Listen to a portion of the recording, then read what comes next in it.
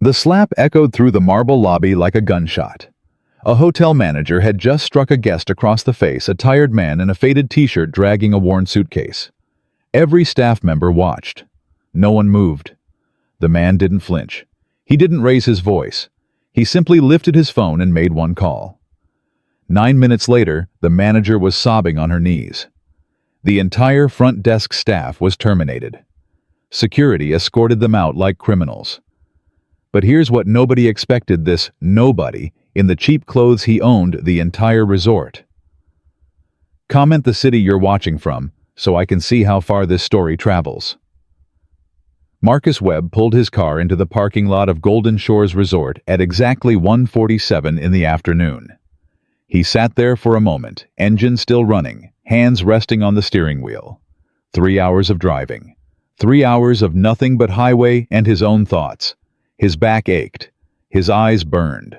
He hadn't slept well in weeks, not since the divorce papers were finalized, not since he'd started splitting weekends with his son. But this trip wasn't about any of that. This was supposed to be 3 days of silence before Danny arrived on Saturday. 3 days to breathe. 3 days to remember what peace felt like. He killed the engine and stepped out. The ocean breeze hit him immediately, salt and warmth, and something that almost felt like freedom. He closed his eyes for just a second, letting it wash over him. Then he grabbed his suitcase from the trunk and walked toward the entrance. The automatic doors slid open and cool air rushed out to meet him. Marcus stepped inside and stopped. The lobby was enormous. Chandeliers hung from the ceiling like frozen waterfalls. The floors were marble polished to a mirror shine. Everything gleamed. Everything whispered money. He'd seen the photos online, of course.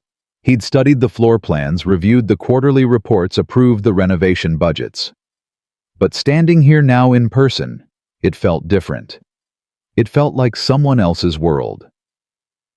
A security guard stood near the entrance, arms crossed, eyes fixed on his phone. Marcus nodded as he passed. "Afternoon," Marcus said. The guard glanced up. His eyes traveled down Marcus's body, the plain white t-shirt, the worn jeans, the sneakers with scuffed toes. Then he looked back at his phone. No response. No acknowledgement. Nothing. Marcus kept walking. A bellman stood a few feet away, leaning against a luggage cart, scrolling through something on his screen. Marcus made eye contact. He half expected the man to step forward, offer assistance, do the job he was hired to do. The bellman looked at Marcus's suitcase, the scratch along the side, the fraying handle, the missing wheel cover. Then he looked away. Marcus felt something flicker in his chest. Not anger. Not yet. Just awareness. He tightened his grip on the handle and pulled the suitcase toward the front desk himself. The receptionist was a young man in his late 20s, navy suit, slicked back hair, the kind of face that had probably never been told no. He was typing on his computer when Marcus approached. Marcus set his suitcase down and waited. The receptionist kept typing. Marcus cleared his throat. The receptionist glanced up for half a second, then returned to his screen. Marcus waited another moment. Then he spoke. "Hi, I have a reservation under Webb. Marcus Webb. I'd like to check in." The receptionist looked up again. This time his eyes did the same thing the security guards had done, the same thing the bellmans had done. They traveled down Marcus's body, cataloging every detail, making silent judgments. Plain clothes. Tired face. Cheap suitcase. The receptionist's fingers moved slowly across the keyboard, like the task required enormous effort. Click. Click. Click. Finally he spoke. "Check-in time is 3 o'clock, sir. You'll need to wait approximately 2 hours."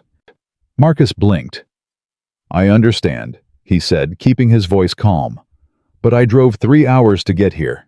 I'm exhausted. Is there any chance I could get into the room a little early? I'd really appreciate it." The receptionist shook his head. His expression didn't change. "I'm sorry, sir. Policy is policy. You'll have to wait." Marcus nodded slowly. He was about to ask if there was a waiting area when the automatic doors slid open behind him. He heard it before he saw it, the smooth hum of expensive luggage wheels on marble, the confident click of leather dress shoes. He turned slightly. A man in his 50s walked in, tailored gray suit, silk tie, leather briefcase that probably cost more than Marcus's car. He moved with the kind of confidence that came from knowing people would notice him. And they did. Chun, the bellman, the same bellman who had ignored Marcus completely, suddenly straightened. He pocketed his phone, adjusted his jacket, and walked briskly toward the new guest. "Good afternoon, sir. Welcome back to Golden Shores. May I take your luggage?" The well-dressed man handed over his briefcase without a word. The bellman accepted it like he was holding something sacred. The receptionist behind the desk looked up and his entire demeanor transformed. He smiled a real smile, warm and genuine, and waved someone over. A staff member appeared from nowhere carrying a tray with a folded warm towel and a glass of fresh squeezed orange juice. "Please, Mr. Hartley, have a seat," the receptionist said, gesturing toward a plush sofa near the window. "We'll have you checked in right away." Marcus stood there. He watched the bellman carry the briefcase with both hands. He watched the receptionist type with sudden enthusiasm. He watched the staff swarm around Mr. Hartley like he was royalty, and he felt something tighten in his chest. Not anger, not yet, just a quiet, heavy disappointment. He turned back to the receptionist. "Excuse me." The receptionist glanced over, already distracted by the task of processing the VIP's information. "Yes?" Marcus kept his voice even. "That gentleman just walked in the same time I did. You're checking him in right now. But you told me I have to wait 2 hours." He paused.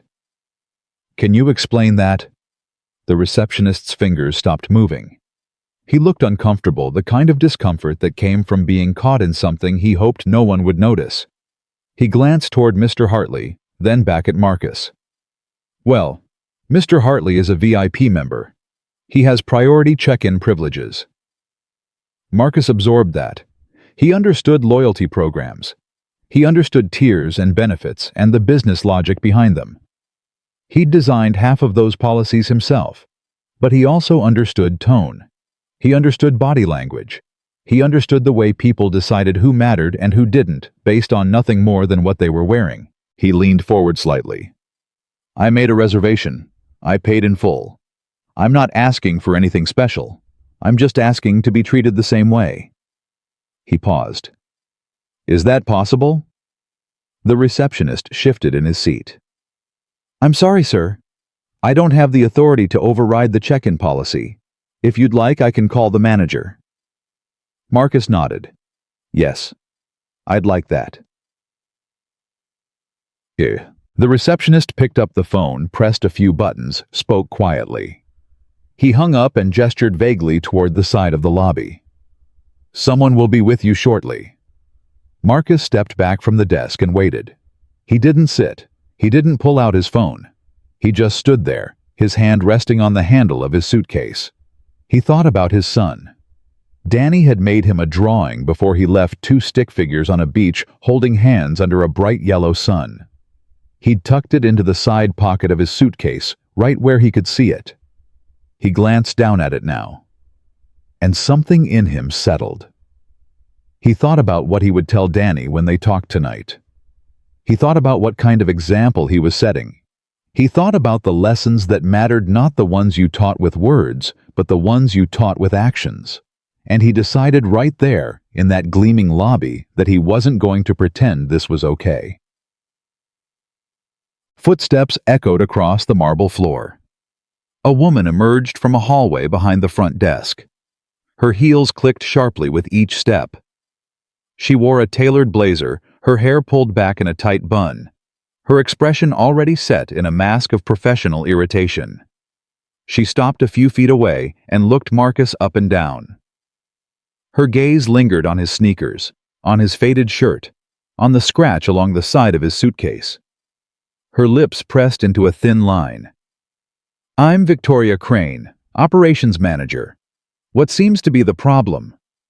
Marcus met her eyes. I'm just trying to check in. I was told I need to wait 2 hours, but another guest who arrived at the same time was checked in immediately. I'm asking for the same treatment. Victoria's expression didn't soften. If anything, it grew colder. She glanced at the receptionist, then back at Marcus. Mr. Hartley is a VIP guest. He's been with us for years and spends a considerable amount here. Our policies allow for early check-in for loyalty members. She paused, and when she spoke again, her tone carried an edge. You, on the other hand, booked a standard room. If you're unhappy with the policy, you're welcome to cancel your reservation. Marcus felt the shift in the air. This wasn't about policy. This was about judgment, about assumptions, about the way she had looked at him and decided he wasn't worth the effort. He took a slow breath. I'm not asking for special treatment. I'm asking for respect. I paid for a room. I drove 3 hours to get here. I'm tired, and I'm being told to wait while someone else gets immediate service. He paused. That's not a policy. That's discrimination. Victoria's jaw tightened. Her eyes flashed with something sharp and defensive. She took a step closer, lowering her voice, but not her intensity. Discrimination. You think this is discrimination? She let out a short, harsh laugh. This is a 5-star resort, sir. We cater to a certain clientele. If you can't understand that, then maybe this isn't the right place for you. Marcus didn't move. He didn't raise his voice. He just looked at her, letting the silence stretch between them. Around them, other guests had started to notice. A few slowed their steps. Someone near the lounge area glanced over, phone in hand. Victoria seemed to realize she had an audience. Instead of softening, she stiffened. She crossed her arms. I don't have time for this. If you want to complain, you can file a formal review online. Otherwise, you'll wait like everyone else. Marcus reached into his pocket and pulled out his phone. His fingers moved calmly across the screen. Victoria watched him. Her expression caught between annoyance and curiosity. Who are you calling? She asked, her tone mocking. Your lawyer. Marcus didn't answer. He lifted the phone to his ear, waiting for the line to connect. Victoria's patience snapped. Her face flushed red. Her hand trembled with barely controlled rage.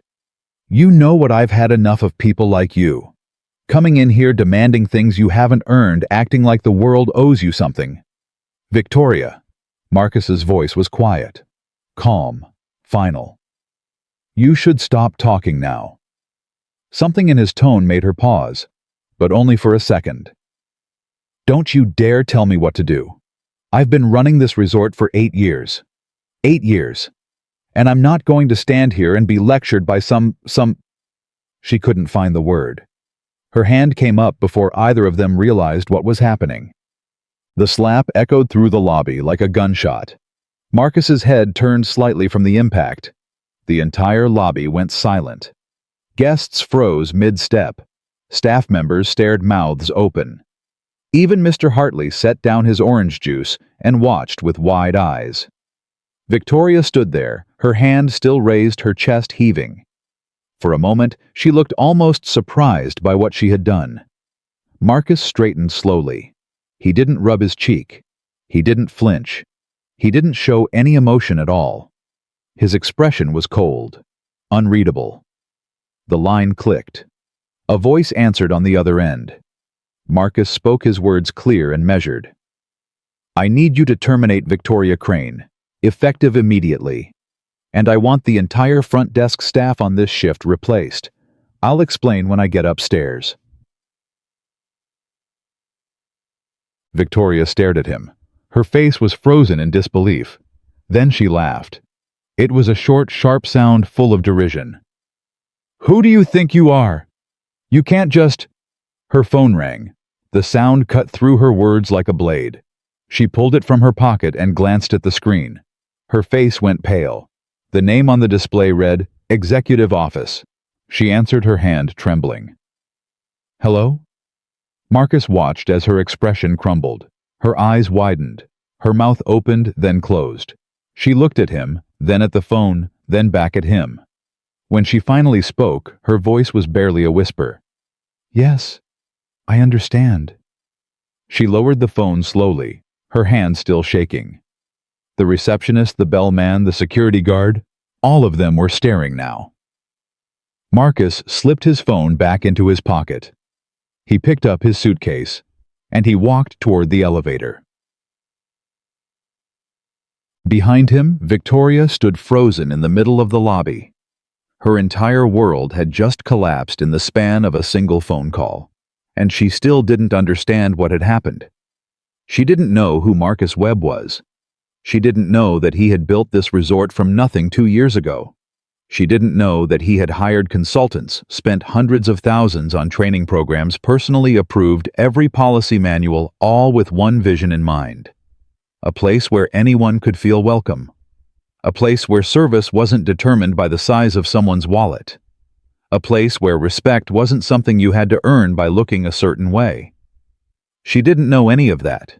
All she knew was that she had looked at a tired man in a plain t-shirt and decided he didn't matter, and now she was going to lose everything. Marcus reached the elevator and pressed the button. The doors slid open with a soft chime. He stepped inside, pulling his suitcase behind him. Just before the doors closed, he glanced back at the lobby one last time. He saw Victoria still standing there, her face white as paper. He saw the receptionist frozen behind his desk. He saw the bellman trying to disappear into the wall. He saw the security guard who had finally put down his phone. And he thought about his son. He thought about the drawing tucked in his suitcase. He thought about the lesson he was trying to teach, not with words, but with actions. Respect wasn't something you earned by wearing expensive clothes. It was something you gave to everyone, no matter what they looked like. The doors closed. The elevator began its ascent, and in the lobby below, Victoria Crane sank to her knees on the cold marble floor. She had been with Golden Shores for 8 years. 8 years of late nights. 8 years of difficult guests. 8 years of keeping this place running while upper management sat in boardrooms far away from the chaos. And now, in the span of 9 minutes, it was over. She looked around the lobby at the staff who wouldn't meet her eyes, at the guests who were already pulling out their phones to record, at the gleaming chandeliers that suddenly felt like they were mocking her. She had made judgments like this 1,000 times before. She had looked at single mothers in sweatpants and made them wait. She had looked at college students on tight budgets and brushed them aside. She had looked at elderly couples in simple clothes and decided they didn't deserve attention. And she had justified it every time. Business is business. VIPs keep the lights on. This is how the world works. But standing here now, kneeling here now, she realized how hollow those words sounded. She had made a choice. 1,000 small choices, really, that had all led to this moment. And now she had to live with the consequences. She didn't know it yet, but this was only the beginning. The man in the elevator, the man she had slapped across the face, was about to change everything. Not just for her, not just for the staff, but for everyone who had ever walked through those doors and been made to feel invisible. Marcus Webb had come to Golden Shores looking for peace. Instead, he had found something else entirely. A broken system, a culture of contempt, and a lesson that needed to be taught. The elevator reached the top floor. Marcus stepped out and walked down the hallway toward his suite. He slid the keycard into the lock and pushed open the door. The room was beautiful floor-to-ceiling windows, a king-sized bed, a view of the ocean that stretched to the horizon. But he barely noticed. He set his suitcase on the luggage rack and walked to the window. The waves rolled in below, steady and constant. He stood there for a long moment watching them. His cheek still stung from the slap. But that wasn't what bothered him. What bothered him was everything that had led up to it. The guard who wouldn't look at him. The bellman who walked away. The receptionist who made him wait. The manager who decided he wasn't worth respect. All because of what he was wearing. All because of what he looked like. He had built this place with a vision. And somewhere along the way, that vision had been lost. His phone buzzed. A text from Danny. "Dad, look what I made." Attached was a photo, a lopsided sandcastle half finished with a tiny American flag stuck in the top. Marcus smiled. A real smile. The first one all day. He typed back, "Looks amazing, buddy. We'll build an even bigger one together." He set the phone down and looked out at the ocean again. Saturday felt very far away. But it was coming, and when it did, he would be ready. He would be the father Danny deserved. The kind of father who stood up for what was right. The kind of father who didn't look away. The kind of father who taught lessons not with words, but with actions. There was a knock at the door. Marcus turned. He already knew who it was, the regional director, the damage control, the beginning of the real work. He walked to the door and opened it. A man in an expensive suit stood in the hallway, his face pale, his hands clasped in front of him. "Mr. Webb," the man said, his voice tight. "I'm Daniel Morrison, Regional Director. I came as soon as I heard. I need to express how deeply sorry we are for what happened downstairs." Marcus stepped aside. "Come in, Daniel. We have a lot to discuss." Daniel Morrison walked into the suite like a man approaching his own execution. His steps were careful, measured, as if the floor might give way beneath him at any moment. He kept his hands clasped in front of his body, his shoulders rigid, his jaw tight. Everything about him screamed controlled panic. Marcus closed the door and gestured toward the sitting area near the window. "Have a seat." Daniel hesitated. "Sir, I'd prefer to stand if that's—" "Sit down, Daniel." It wasn't a request. Daniel sat. Marcus walked to the window and stood there for a moment, his back to the regional director, watching the waves roll in below. The sun was beginning its descent toward the horizon, painting the sky in shades of orange and gold. He didn't turn around when he spoke. "How long have you been with the company?" Daniel's voice was tight. 4 years, sir. I started as assistant director at the Malibu property and was promoted to regional director 18 months ago. And in those 4 years, how many complaints have you received about discriminatory treatment?" Silence. Marcus turned around. Daniel's face had gone from pale to ashen. He opened his mouth, closed it, then tried again. "There have been some. Nothing formal. Mostly comments in online reviews. Guests mentioning that they felt unwelcome or that staff seemed dismissive." "Why? How many?" "I'd have to check the exact numbers, but—" "Guess." Daniel swallowed. "Maybe 30-40 over the past 2 years. Marcus let that number hang in the air. 30 or 40 people had walked into his resort and been made to feel like they didn't belong. 30 or 40 people had left feeling humiliated, dismissed, invisible. And that was just the ones who had bothered to say something. How many others had simply walked away in silence, too embarrassed or too tired to complain? And what did you do about it? Daniel shifted in his seat. "We addressed them with coaching sessions, reminders about company values. We updated the training modules and—" "Daniel." Marcus's voice was quiet, but it cut through the room like a blade. "I'm not asking what paperwork you filed. I'm asking what you actually did." Daniel looked down at his hands. "Not enough," he said finally. "We didn't do enough." Marcus nodded slowly. He walked to the chair across from Daniel and sat down, leaning forward with his elbows on his knees. "Let me tell you something about myself, Daniel. Something that's not in the company bio or the press releases." Daniel looked up, his expression wary. "I grew up poor, not struggling to pay bills poor. I mean poor. Food stamps, government housing, wearing the same 3 shirts to school until the other kids started making fun of me for it." He paused, letting the words settle. "My mother worked 2 jobs just to keep the lights on. She cleaned office buildings at night and waited tables during the day. I used to watch her come home at midnight, her feet swollen, her back aching, and then wake up at 5 to do it all over again." Daniel said nothing. He just listened. "One day, when I was 12, she took me to a department store.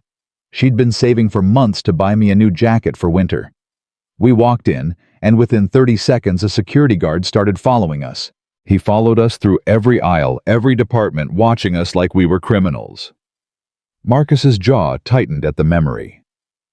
My mother pretended not to notice.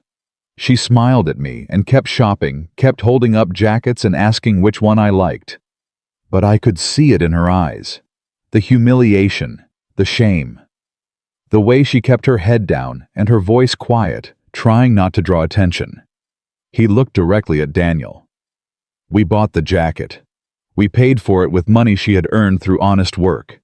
And as we walked out of the store, that security guard was still watching us, still waiting for us to do something wrong. Daniel's face had changed. The panic was still there, but something else had crept in, something that looked almost like understanding. I swore that day that if I ever had any power, any influence, I would never let anyone feel the way my mother felt in that store. I would build something different, something better. He gestured around the room. That's why I built this place. Not for the money, not for the prestige. I built it because I wanted to create a space where everyone was treated with dignity, where a single mother in sweatpants got the same smile as a CEO in a $1,000 suit, where respect wasn't something you had to earn by looking a certain way. He leaned back in his chair. And today, I walked into my own resort and was treated like I didn't belong. Daniel looked like he wanted to disappear into the cushions. Mr. Webb, I am so deeply sorry. I had no idea. That's the problem, Daniel. You had no idea because you weren't paying attention. You were looking at spreadsheets and occupancy rates and VIP retention numbers. You weren't looking at the people.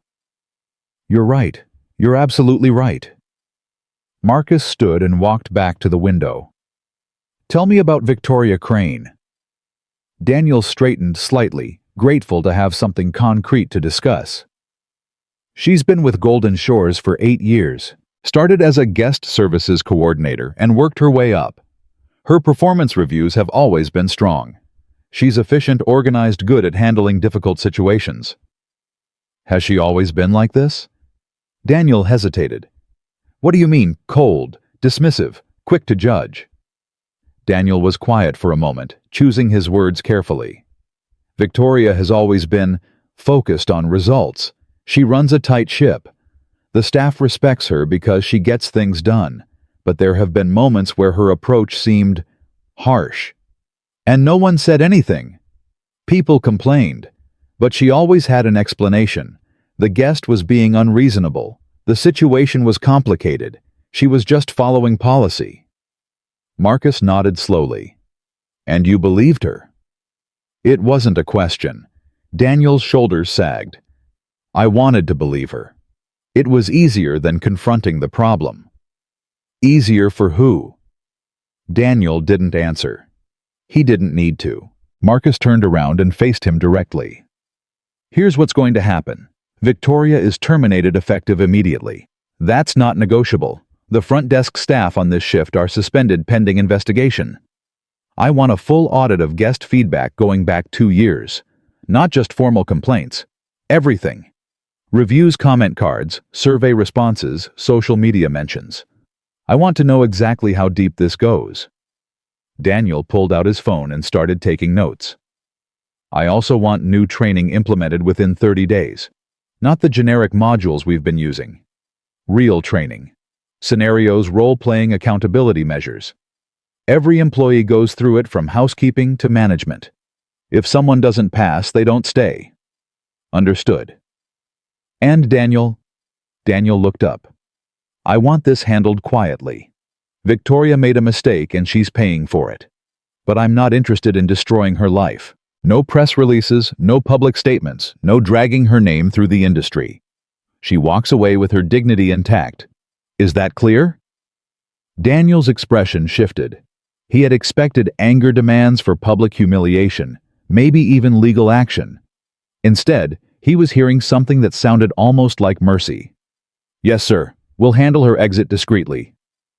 Good. Marcus walked to the desk and picked up the room service menu, glancing at it without really seeing it. One more thing. I want you to personally address the staff tonight. All of them. Tell them exactly what happened. Don't sugarcoat it, don't make excuses. Tell them that discrimination will not be tolerated, that every guest deserves respect, and that their jobs depend on upholding those values. Make it clear that this comes from me." Daniel stood, his phone still in his hand. "I'll take care of it immediately." He moved toward the door, then stopped and turned back. "Mr. Webb, for what it's worth, I'm sorry this happened. We failed you today. But I promise you we'll do better." Marcus met his eyes. "Don't make promises, Daniel. Show me results." Daniel nodded and left, closing the door quietly behind him. Marcus stood alone in the suite, the silence pressing in around him. He hadn't wanted any of this. He had wanted 3 quiet days by the ocean. He had wanted to rest, to clear his head, to prepare for his son's arrival on Saturday. Instead, he had walked into a mess he couldn't ignore. He thought about Victoria kneeling on the marble floor of the lobby, her career in ruins. He thought about the receptionist probably pacing in some back room right now, wondering if he still had a job. He thought about the bellman and the security guard and all the others who had stood by and done nothing. He didn't feel satisfaction. He didn't feel vindicated. He just felt tired. His phone buzzed. A text from his son. "Dad, are you at the beach yet? Send pics." Marcus almost smiled. He walked to the window and snapped a photo of the ocean, the sun hanging low over the water, the sky streaked with color. He sent it with a message. "Just arrived, saving the best parts for when you get here." The response came immediately. "Can't wait, only 2 more days." Marcus set the phone down and looked at the photo he had just taken. 2 more days. He would spend them fixing what was broken, rebuilding what had been lost, preparing for the work that lay ahead. But when Saturday came, none of that would matter. When Saturday came, he would just be a father, building sandcastles with his son, teaching him the lessons that mattered, the lessons you didn't teach with words, the ones you taught with actions. The conference room on the ground floor was cold and sterile. Victoria Crane sat at the far end of the long table, her hands folded in her lap, her eyes fixed on a spot on the wall. She had stopped crying 20 minutes ago, but her face still bore the evidence: smeared mascara, red-rimmed eyes, skin blotchy and pale. The regional director sat at the head of the table, flanked by 2 members of the HR team who had been called in from the main office. Their expressions were professionally neutral, the kind of blank faces that came with delivering bad news for a living. The receptionist Tyler sat 2 chairs down from Victoria. He hadn't looked at her since they'd entered the room. His leg bounced nervously under the table, a rhythmic tremor he couldn't seem to control. The bellman, Marcus, a cruel irony of names, sat across from Tyler, his arms crossed over his chest. He had the look of a man who was already calculating his next move, already planning how to spin this on his resume. The security guard, Jerome, sat at the very end, as far from Victoria as he could get. His phone was in his pocket, for once, his hands flat on the table in front of him. Daniel cleared his throat. "I'm going to be direct with you," he said. "What happened in the lobby today was unacceptable. It was a failure at every level, and there will be consequences." Victoria's hands tightened in her lap. "Victoria Crane, your employment is terminated effective immediately. You will be escorted from the property within the hour. Your final paycheck and any accrued benefits will be processed and mailed to your home address." Victoria's breath caught, even though she had known it was coming. "The rest of you are suspended pending a full investigation. We will be reviewing security footage and guest feedback from the past 6 months. If additional violations are found, further terminations will follow." Tyler's legs stopped bouncing. His face went white. "Wait," he said, his voice cracking. "I was just following policy.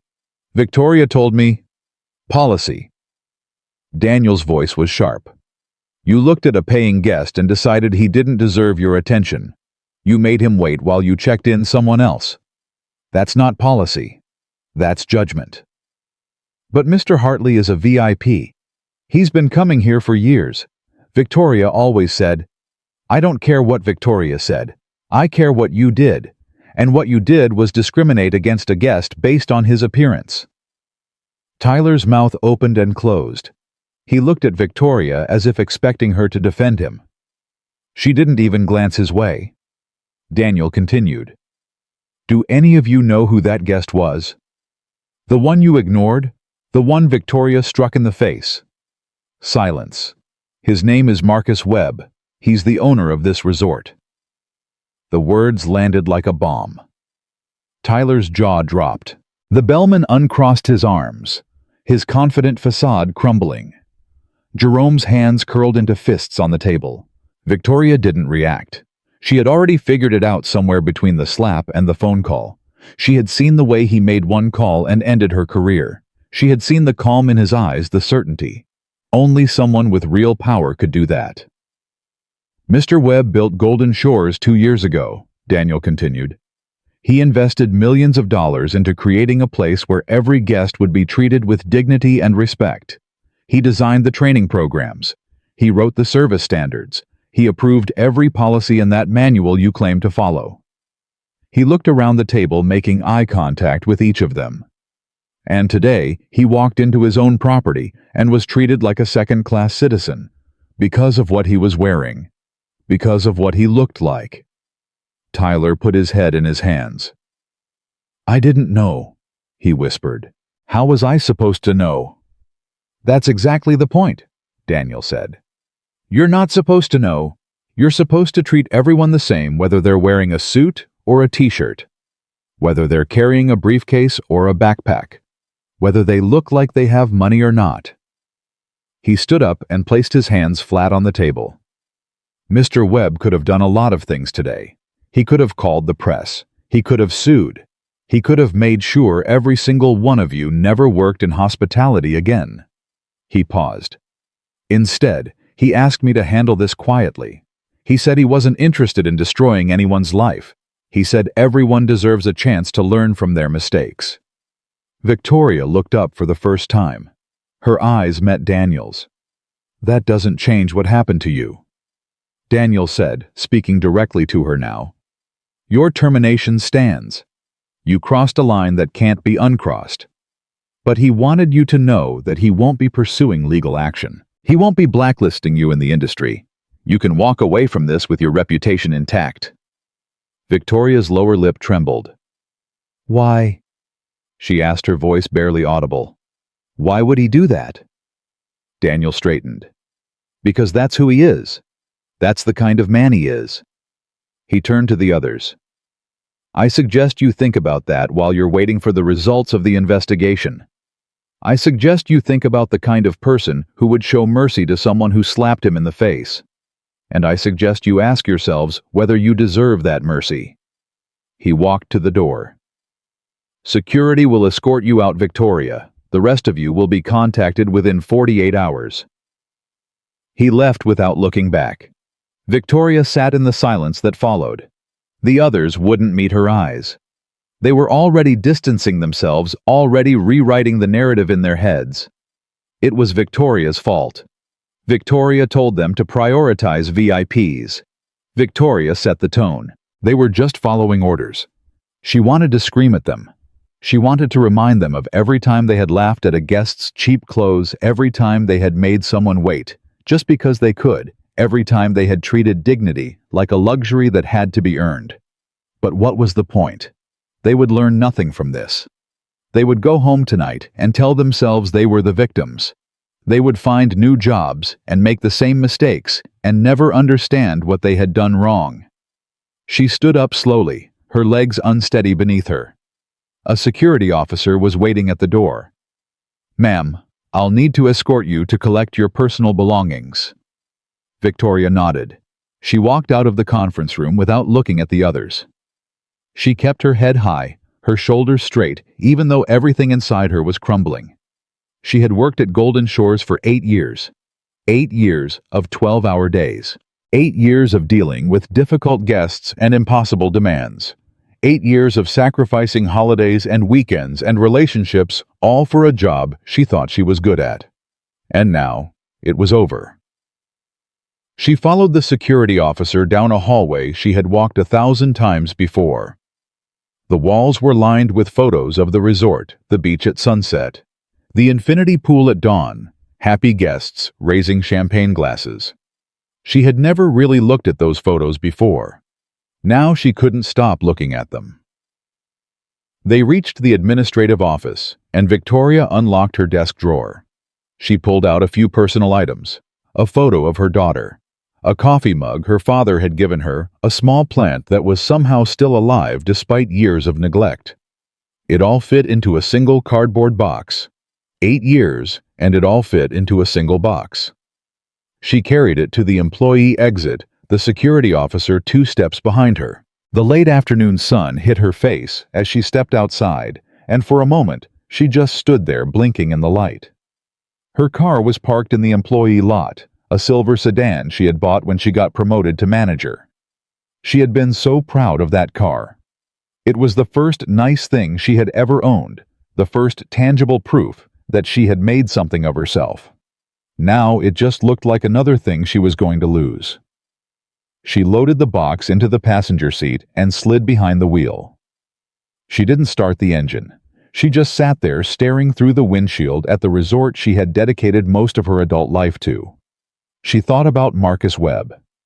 She thought about the calm in his eyes when she slapped him, the steadiness in his voice when he made that phone call, the way he had walked past her without a word, without gloating, without even acknowledging her existence. She thought about what Daniel had said. He asked me to handle this quietly. He said he wasn't interested in destroying anyone's life. Why? Why would someone show mercy to a person who had humiliated them in public? She didn't understand it. She had spent her whole career believing that power was something you used. You wielded it like a weapon. You made people fear you so they would respect you. You put others in their place so they would know where they stood. That was how the world worked. That was how she had survived. But Marcus Webb had real power, more power than she had ever imagined, and he had chosen not to use it. He had chosen mercy. She didn't know what to do with that.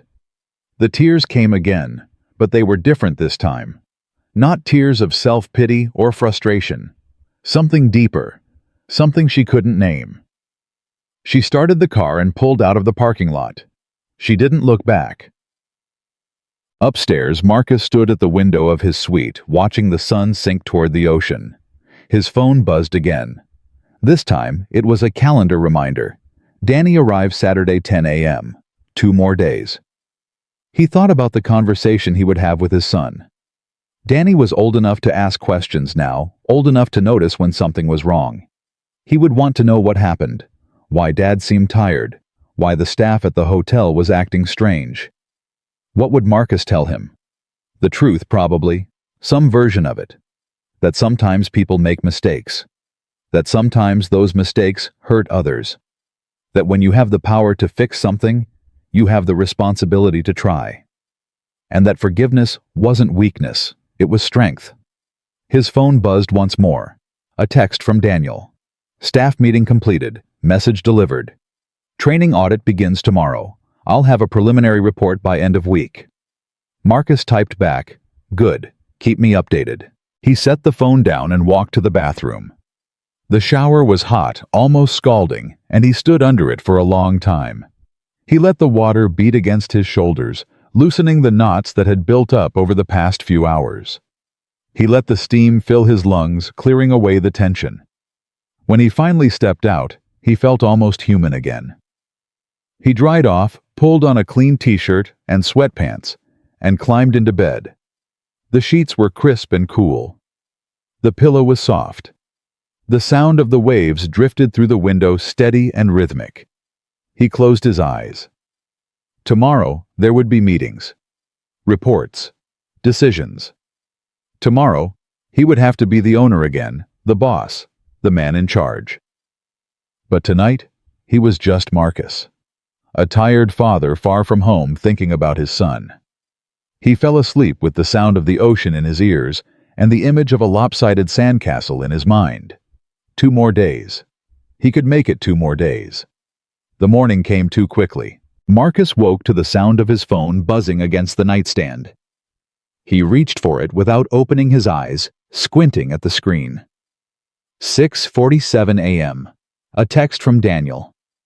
Preliminary findings ready. Can we meet at 8? Marcus typed back. Make it 7:30. My sweet. He lay there for another moment staring at the ceiling. The events of yesterday felt distant now, like something that had happened to someone else. But the slight tenderness on his cheek reminded him it had been real. He got up, showered, dressed in the same plain clothes he had worn yesterday. A fresh t-shirt, jeans, sneakers. No reason to change who he was. By the time Daniel knocked on his door, Marcus had already ordered room service and was halfway through his first cup of coffee. Come in. Daniel entered carrying a laptop bag and a thick folder. His face looked like he hadn't slept at all. Dark circles under his eyes, stubble on his jaw. The rumpled look of a man who had spent the night staring at spreadsheets and dreading this conversation. Coffee? Marcus asked. Please.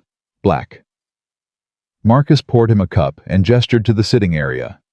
Daniel sat down heavily and opened the folder on the coffee table. Pages of printouts, highlighted sections, handwritten notes in the margins. I spent the night going through everything, Daniel said. Guest reviews, comment cards, internal feedback forms, social media mentions.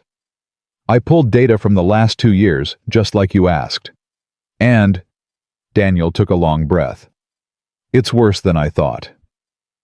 Marcus set down his coffee cup. Show me. Daniel spread the papers across the table. In the past 24 months, Golden Shores has received 112 complaints related to discriminatory treatment. Not all of them are explicit. Some mention feeling unwelcome.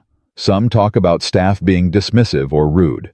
Some describe situations almost identical to what happened to you yesterday. He pointed to a highlighted section. This one is from 6 months ago. A woman traveling with her teenage son. She was wearing casual clothes, came in from a long drive. The front desk made her wait 45 minutes while they checked in 3 other guests who arrived after her. All of them were dressed in business attire. Marcus read the review silently. I've never felt so invisible in my life. The staff looked right through me like I didn't exist. When I finally got to check in, the receptionist barely made eye contact. I will never stay here again. Did anyone follow up with her? Daniel shook his head. We sent a form letter apologizing for her experience and offered a discount on a future stay. She never responded. Marcus flipped to the next page. What about this one? A retired couple from Michigan. They were celebrating their 40th wedding anniversary. They showed up in jeans and comfortable shoes because they had been driving all day. The bellman ignored them completely. When they asked for help with their luggage, he said he was on break and walked away. Marcus felt his jaw tighten. And this was reported to management. They mentioned it in their checkout survey. Victoria's team flagged it as a service recovery opportunity. They sent flowers to the room and comped their breakfast. But nobody talked to the bellman. He received a verbal reminder about customer service standards. Marcus closed his eyes for a moment. A verbal reminder. That was the problem. That had always been the problem. Small violations, small consequences. The message being sent over and over again was that this behavior was acceptable, manageable, not worth making a fuss over. And so it had continued, and grown, and festered, until yesterday. How many employees were involved? Daniel pulled out another sheet. Based on the complaints, at least a dozen staff members have been specifically named in negative feedback over the past 2 years, some multiple times. The front desk team has the highest concentration of complaints, followed by the bell staff and security. And Victoria, Daniel hesitated. She's mentioned in 14 separate complaints, always the same pattern. Guests feel dismissed or talked down to. Several mention that she seemed to judge them based on their appearance. 14 complaints, and she was still running the front desk. Daniel couldn't meet his eyes. Her performance metrics were excellent, Mr. Webb. Guest satisfaction scores, efficiency ratings, revenue per room. On paper, she was one of our best managers. On paper. Yes, sir. Marcus stood and walked to the window. The ocean was calm this morning, the waves rolling in gentle and steady. A few early joggers were making their way along the beach, their footprints disappearing in the wet sand. Do you know why I built this place, Daniel? You mentioned something yesterday about wanting to create somewhere everyone would feel welcome. That's part of it, but there's more. Marcus turned around. When I was 23 years old, I got my first real job. Sales associate at an electronics store. I was good at it. I worked harder than anyone else. I stayed late, came in early, studied every product until I knew them inside and out. He paused. After 6 months, a position opened up for assistant manager. I applied. I had the best numbers on the team. I had glowing reviews from customers. I was the obvious choice. Daniel waited. They gave the job to a guy who had been there 3 months. He was the nephew of someone on the corporate board. He didn't know half the products I did. He couldn't close a sale to save his life. But he had connections, and I didn't. Marcus's voice was steady, but there was an edge underneath it. The store manager called me into his office to deliver the news. He looked at me with this expression like he was doing me a favor just by letting me work there, and he said something I've never forgotten. He met Daniel's eyes. He said, "Marcus, you're a hard worker, but you need to understand how the world really works. Some people are just meant to be in certain positions. It's nothing personal." Daniel shifted uncomfortably. I quit the next day, started my own business out of my apartment, selling refurbished electronics online. It took me 15 years to build what I have now. 15 years of working 80-hour weeks, of taking risks that terrified me, of failing and getting back up and failing again. He walked back to the sitting area and stood in front of Daniel. And every single day of those 15 years, I remembered what that manager said to me. I remembered the look on his face. And I promised myself that if I ever had the power to change things, I would. He sat down. This resort was supposed to be proof that it could be different, that you could run a successful business and still treat people with dignity, that excellence and compassion weren't mutually exclusive. He gestured at the papers spread across the table.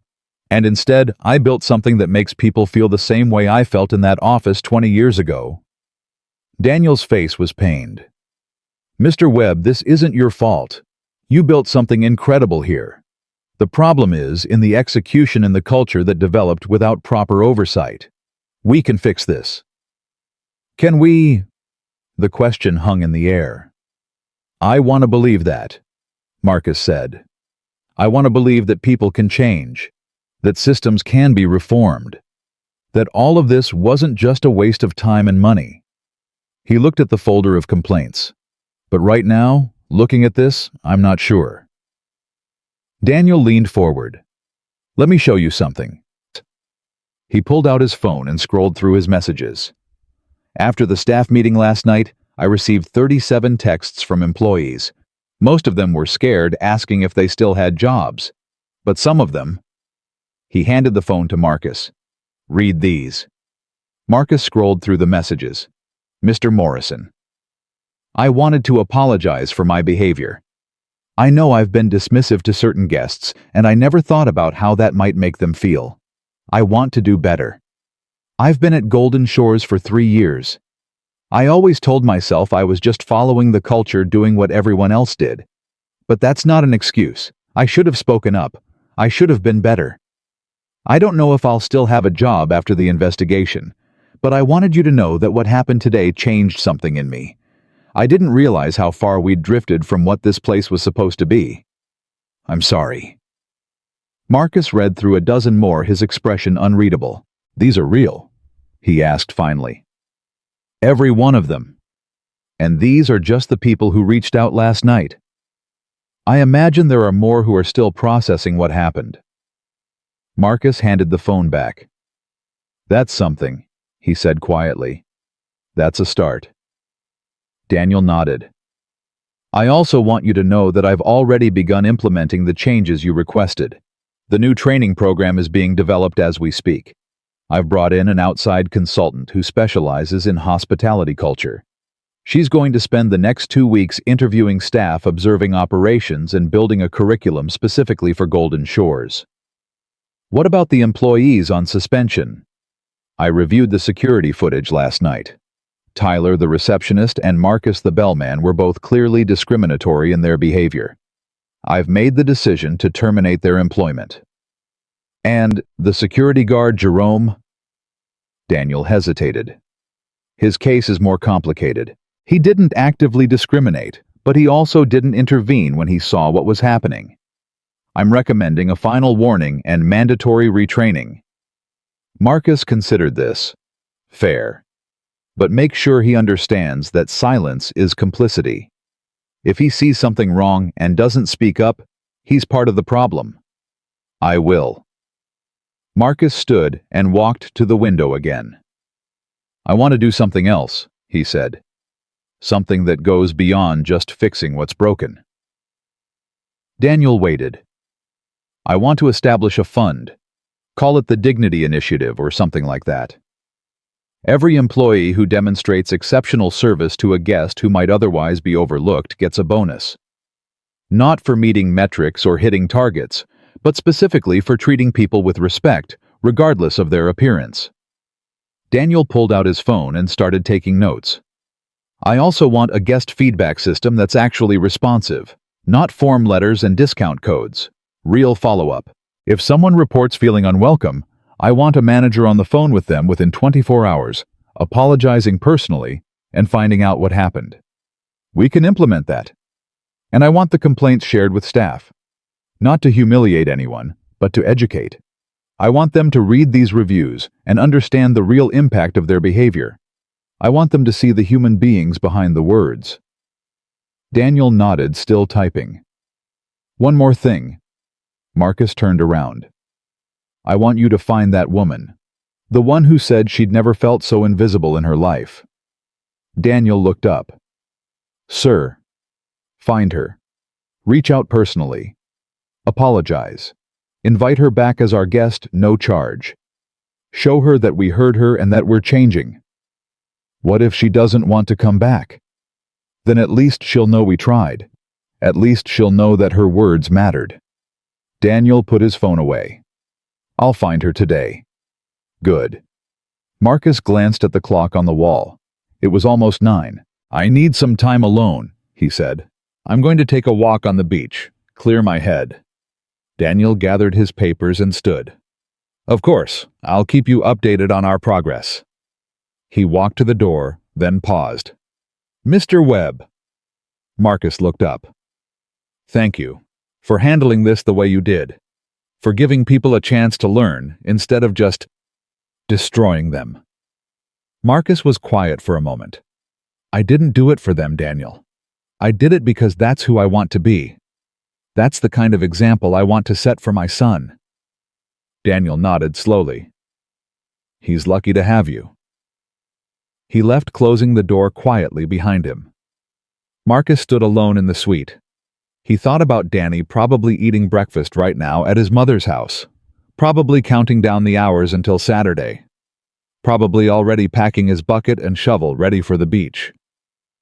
He thought about Victoria, wherever she was this morning, waking up without a job, without a purpose, without the identity she had built over 8 years. What was she feeling right now? Anger, regret, relief.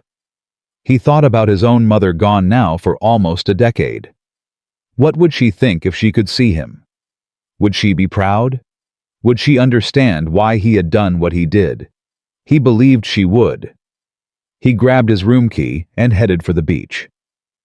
The sand was cool under his feet as he walked toward the water. The sun was still low on the horizon, casting long shadows across the shore. A few other early risers were scattered along the beach, some jogging, some walking dogs, some just standing at the edge of the waves and staring out at the endless blue. Marcus walked for almost an hour, his mind quiet for the first time since he'd arrived. He thought about nothing and everything. The feel of the sand, the sound of the waves, the smell of salt and seaweed, the simple pleasure of moving his body, of feeling alive, of being present in this moment. By the time he turned back toward the resort, he felt something approaching peace. Not complete, not yet. There was still too much to do, too much to fix, too much to rebuild. But a beginning, a foundation. He climbed the wooden stairs from the beach to the resort's back patio. A few guests were having breakfast at the outdoor tables, and he noticed something different in the staff members serving them. They were more attentive, more present. Their smiles seemed genuine rather than practiced. Word had spread, apparently. A young woman in a server's uniform approached him. "Good morning, sir. Can I get you anything, coffee, juice? A breakfast menu?" Marcus studied her face. She looked nervous, almost scared, but she was trying. "Coffee would be great," he said. "Thank you." She nodded quickly. "Coming right up. And sir, I just want to say—" She hesitated. "I'm sorry for everything." Marcus looked at her for a long moment. "What's your name?" "Emily, sir." "Emily, were you working yesterday when I arrived?" "No, sir. I was on the evening shift, but I heard what happened. Everyone did." Marcus nodded. "Do you know why I'm here, Emily?" "You're the owner," she said quietly. "You came to see how we treat people, and we failed." "You're partly right. I am the owner, and I did come to see how people are treated, but I didn't come looking for failures. I came looking for something to be proud of." Emily's eyes glistened. "I'm sorry we let you down." "Don't apologize to me. Apologize to the guests who came before me, the ones who walked through those doors hoping for kindness and received indifference instead." She nodded, blinking back tears. "I will. I'll do better." "I believe you will." She hurried off to get his coffee, and Marcus found a quiet table at the edge of the patio. He sat down and watched the ocean, his thoughts drifting. A few minutes later, Emily returned with his coffee and a small pastry. "On the house," she said. "The chef wanted you to try it. He said it's his grandmother's recipe." Marcus smiled. "Tell him thank you." She nodded and walked away, her step a little lighter than before. Marcus sipped his coffee and looked out at the water. 2 more days. Tomorrow, Danny would arrive. Tomorrow, everything would change. The meetings and reports and difficult conversations would fade into the background, and there would be nothing but sandcastles and swimming and the kind of pure, uncomplicated joy that only children knew how to create. He held on to that thought like a lifeline. His phone buzzed. A text from Daniel found her, the woman from the review. "Her name is Margaret Chen. She's a retired teacher from Sacramento. I called her this morning." Marcus typed back, and the response came quickly. She cried. She said no one had ever called to apologize before. She said she'd given up on expecting better from the hospitality industry. She said she'd think about coming back. Marcus stared at the message for a long moment. Then he typed, "Tell her the invitation stands whenever she's ready. No expiration date." He put the phone down and finished his coffee. One conversation at a time. One person at a time. One moment of dignity at a time. That was how you changed things. That was how you built something worth being proud of. Back in Sacramento, Margaret Chen sat in her kitchen, her hands wrapped around a mug of tea that had gone cold hours ago. She was 67 years old. She had spent 40 years teaching elementary school.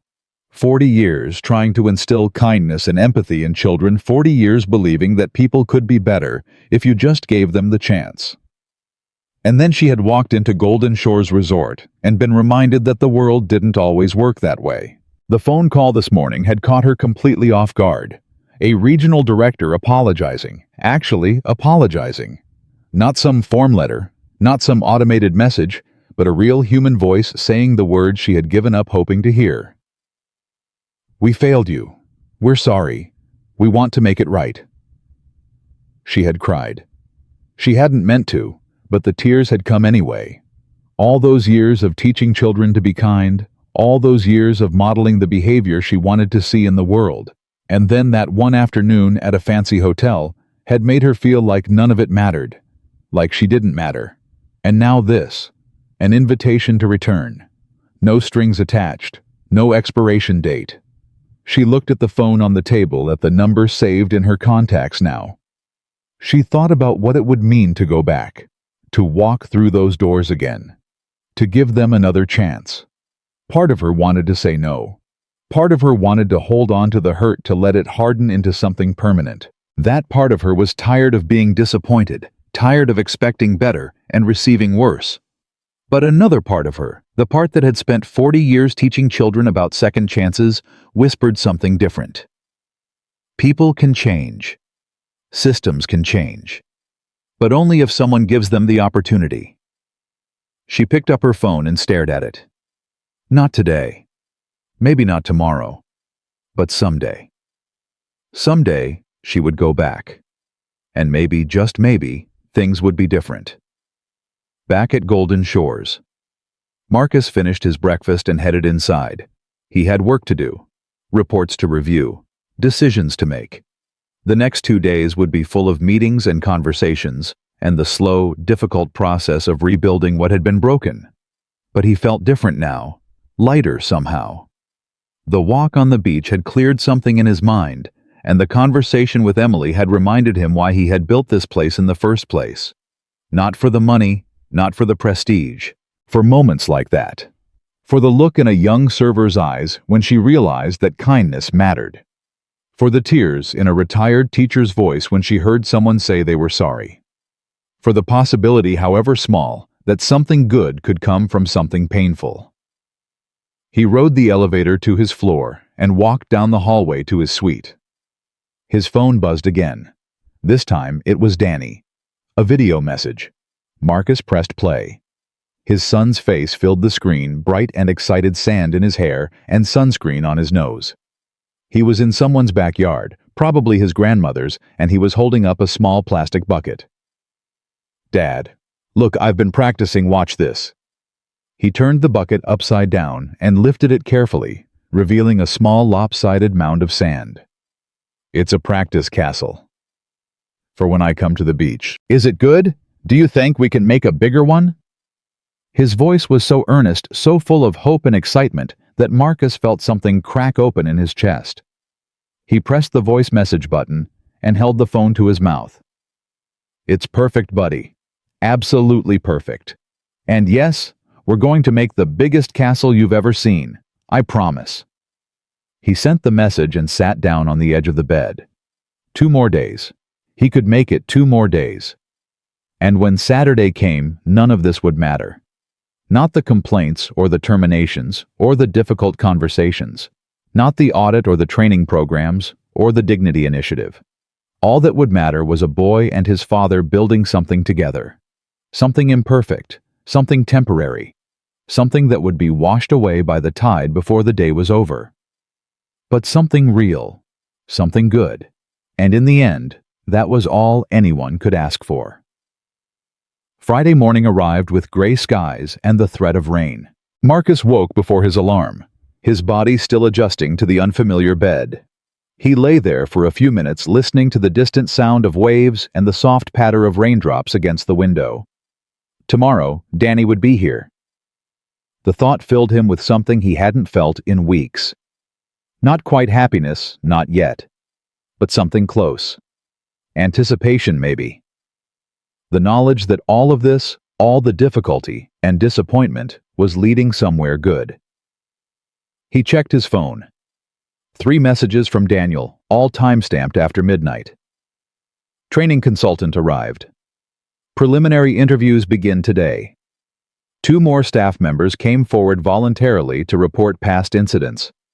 Taking statements now. Media inquiry from local news. Handled it. No comment given. We'll brief you in the morning. Marcus sat up and rubbed his eyes. Media inquiry. That was new. He typed back, "Come to my suite at 8. We need to talk." Then he got up and started his day. Daniel arrived exactly on time, looking slightly better than he had yesterday, but still carrying the weight of sleepless nights on his face. The media inquiry. Marcus said before Daniel could even sit down. What happened?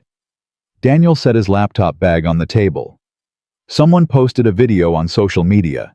A guest who was in the lobby when the incident occurred. They captured the slap on camera. Marcus felt his stomach tighten. How many views?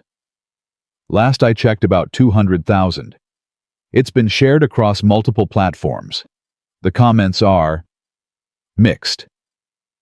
Mixed how? Daniel hesitated. Some people are praising you, calling you a hero for standing up to discrimination. Others are criticizing you for getting someone fired over what they're calling a minor disagreement. A few have figured out who you are and are accusing you of power tripping. Marcus closed his eyes. This was exactly what he hadn't wanted. What did the news outlet ask? They wanted a comment on the video. Asked if we could confirm the identity of the guest and provide details about the employee's termination. I told them we don't comment on personnel matters or private incidents involving guests. Good. Keep it that way. There's something else. Marcus opened his eyes. Victoria Crane's daughter reached out to me last night. The name landed like a stone in still water. Her daughter. Daniel nodded. Her name is Sophie. She's 19, a sophomore at UCLA. She called the resort's main line and somehow convinced someone to give her my personal number. What did she want? Daniel pulled out his phone and scrolled through his messages. She wanted to talk to whoever was responsible for firing her mother. She wanted to explain, to plead her mother's case. Marcus felt something shift in his chest. What did you tell her? I listened. For about an hour. She told me about her mother's life. Things I didn't know. He looked up at Marcus. Victoria raised Sophie alone. Her husband left when Sophie was 3. No child support, no help, no contact. Victoria worked 2 jobs for years before she got the position at Golden Shores. She put herself through night school, got her hospitality certification, clawed her way up from housekeeping to management. Marcus said nothing. Sophie said her mother never talked about the struggle. She just did what needed to be done. She worked 60-hour weeks so Sophie could go to good schools. She sacrificed everything so her daughter could have opportunities she never had. Daniel set his phone down. Sophie also said something else. She said her mother has been different the past few years. Harder, colder, like something inside her broke and never healed. Marcus walked to the window. The rain had picked up, streaking down the glass in thin gray lines. Did Sophie say anything else?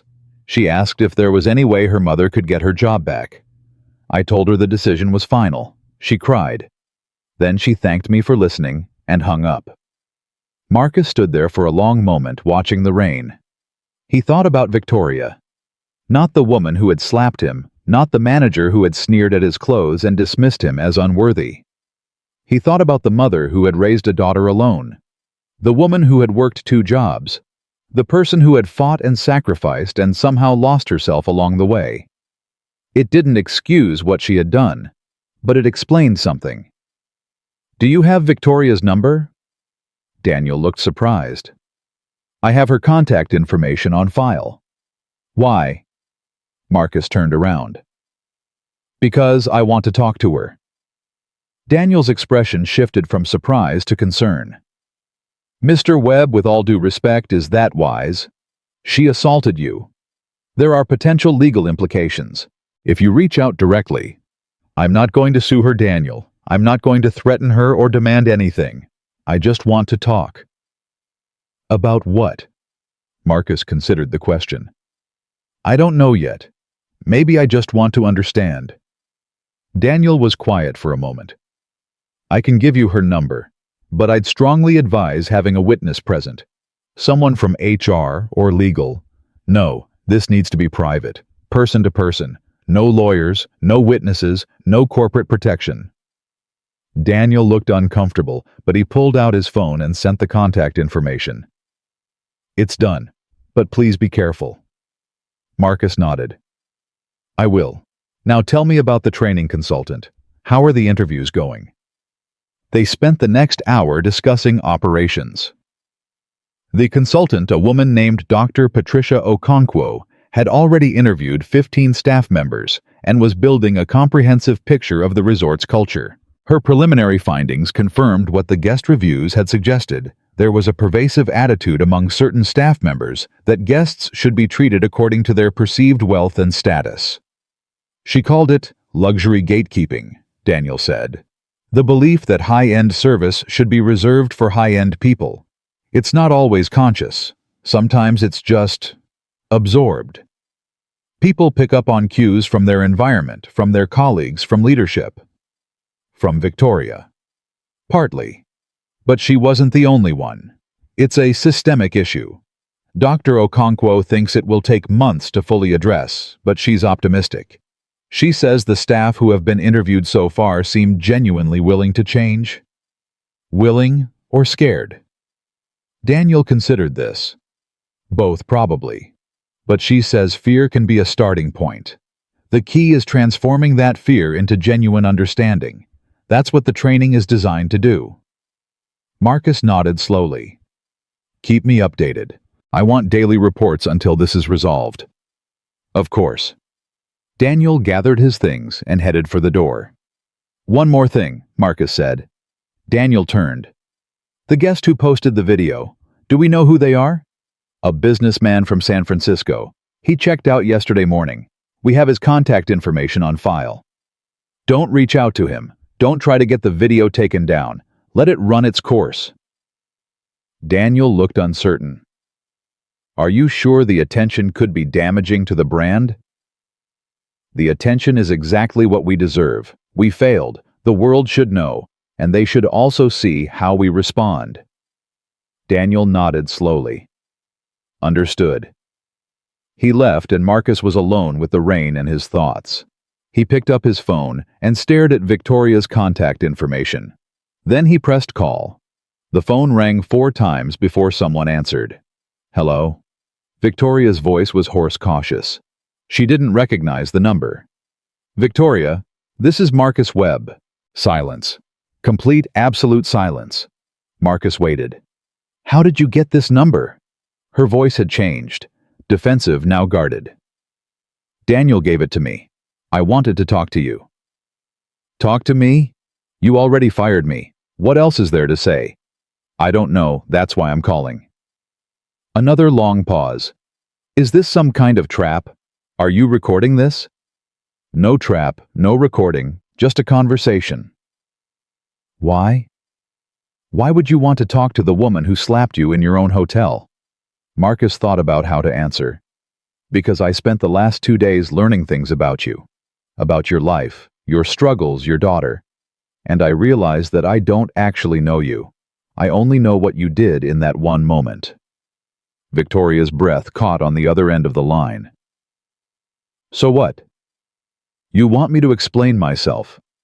Give you some sob story so you can feel better about ruining my life? I'm not asking you to explain anything. I'm asking if you want to talk. If you don't, I'll hang up right now and you'll never hear from me again. Silence stretched between them. Marcus waited. I don't understand you, Victoria said finally. I hit you. In front of everyone. I humiliated you, and you had every right to destroy me. You still do. You could go to the press, file charges, make sure I never work in this industry again. But instead you're calling me to... What, chat? I told Daniel I wanted to understand. Maybe that's all this is. Maybe I'm just trying to make sense of what happened. What's there to make sense of? I looked at you and decided you didn't matter. I treated you like garbage because of what you were wearing. That's the whole story. Is it? Victoria was quiet. Your daughter called Daniel last night. Sophie. She shouldn't have done that. She doesn't need to fight my battles. She loves you. She wanted someone to know that you're more than what happened in that lobby. Victoria laughed, but it was a hollow sound. More than what happened. That's funny. Because that's all I am now. That's all anyone will ever see. The woman who slapped a guest. The woman who got fired for discrimination. The monster. You're not a monster, Victoria. You don't know what I am. Then tell me. The line went quiet again. Marcus could hear Victoria breathing, could sense her wrestling with something on the other end of the connection. "I used to be different," she said finally. "When I first started at Golden Shores, I loved the work. I loved making people feel special, feel welcomed. I remembered what it was like to feel invisible, and I wanted to give people the opposite of that." She paused. "But somewhere along the way, it changed. The guests who spent the most money got the most attention. The ones who looked successful got the best service. It wasn't policy exactly, it was just how things worked. And I went along with it because that's what got results. That's what got me promoted." "And you stopped seeing people as people." "I stopped seeing a lot of things. I stopped seeing myself." Marcus sat down on the edge of the bed. "When you looked at me in that lobby, what did you see?" Victoria took a long breath. "I saw someone who was going to waste my time. Someone who would complain and argue and make my job harder. I saw a problem, not a person. And when I asked for the same treatment as the other guest, I saw a threat. Someone challenging my authority, my system, the way I had learned to survive. So you attacked." "So I attacked." The admission hung in the air between them. "I'm not proud of it," Victoria said. "I've replayed that moment 1,000 times in the past 2 days. Every time I want to reach back and grab my own hand, stop myself from making the worst mistake of my life. But you can't." "No, I can't." Marcus was quiet for a moment. "What are you going to do now?" Victoria laughed again, that same hollow sound. "I have no idea. I've been a hotel manager for almost a decade. It's all I know how to do. And now, with that video going around." "You've seen the video." Sophie showed me. 200,000 people watching the worst moment of my life on repeat. Reading comments calling me a monster, a racist, a power-tripping witch. Some of them are calling for me to be arrested. I'm not pressing charges. I know. Daniel told Sophie. I don't understand why. Because destroying you wouldn't fix anything. It wouldn't undo what happened. It would just add more pain to a situation that's already full of it. Victoria was crying now. Marcus could hear it in her voice, the way her words came out broken and wet. "I don't deserve your mercy." "Maybe not, but I'm giving it anyway. Not for your sake, for mine." "What do you mean?" Marcus thought about how to explain. "I have a son. He's 8 years old. He's coming to visit me tomorrow. And someday, he's going to ask me about moments like this.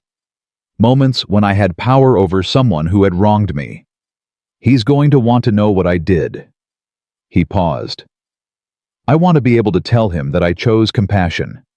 That I didn't let anger make me into something I'm not.